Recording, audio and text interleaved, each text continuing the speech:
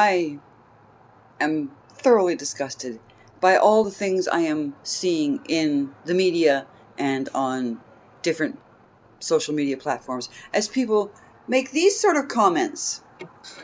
Or we have George Takei, who's comparing this to the camps that the Japanese Americans were put in. Except, you know what? Israel is not rounding up Muslims and putting them into camps. And do you expect Ukraine to supply Russia with food, water, power? Right, you don't. But you do expect Israel to supply the Palestinians. So let's discuss that.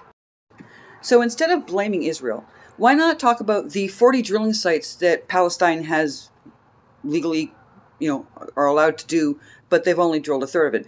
Their crumbling infrastructure, which means that there's water all over the place. Their refusal to build water treatment plants, so they have sewage all over the place. Their refusal to use treated water for irrigation for their plants, so they waste 50% of the water on their crops. And they have also refused to have a desalination plant put in for them. And yet somehow all of that is Israel's fault.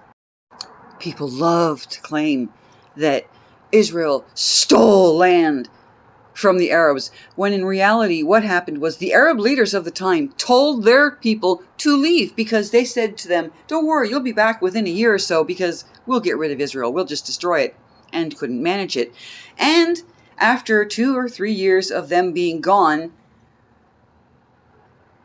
Jews bought the land that was now government owned because it was abandoned.